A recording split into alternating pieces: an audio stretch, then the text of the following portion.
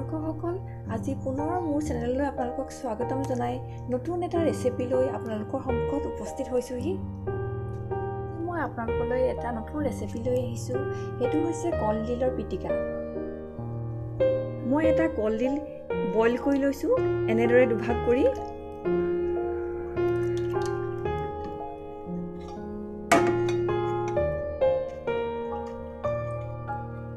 এইটো হৈছে পাহাৰীয়া কলডিল।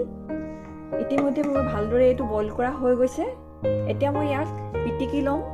তাৰ কাৰণে এডাল খুন্দুনা মাৰি ল'ম। আপোনালোকে যেনেকৈ পাৰে ধুনীয়াকৈ মিহিকৈ মুঠতে পিটিকা কৰি ল'ব। এয়া মই ভালদৰে খুন্দুনা মাৰিয়ে পিটিকি ল'লোঁ। আপোনালোকৰ যি সুবিধা হয় সেই অনুযায়ী পিটিকি ল'ব ভালদৰে।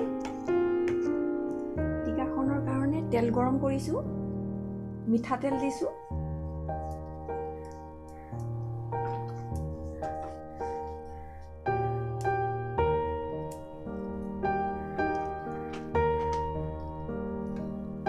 তেলত ক'লা জিৰা দিম, ইয়াক কালজিৰা বুলিও আমি কওঁ সাধাৰণতে।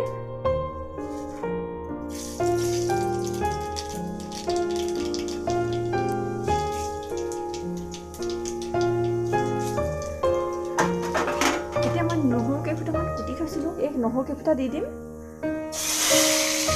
লগতে শুকান জলকীয়াকেইটাও ৰেডি কৰি ৰাখিছোঁ। আৰু পিঁয়াজৰ আধা পিঁয়াজ মই ইয়াত তেলত দিম আৰু বাকীখিনি পিটিকাৰ লগত দিবলৈ ৰাখি থ'ম।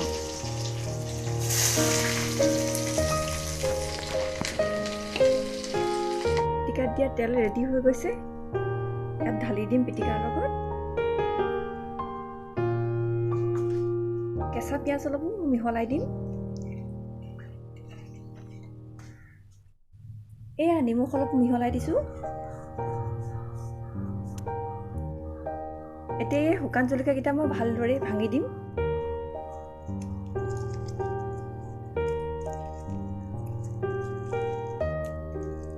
এতিয়া মই পিটিকাখিনিৰ লগত সকলো সামগ্ৰী মিহলাই দিম। এয়া আমাৰ কলডিলৰ পিটিকা ৰেডি হৈ গৈছে।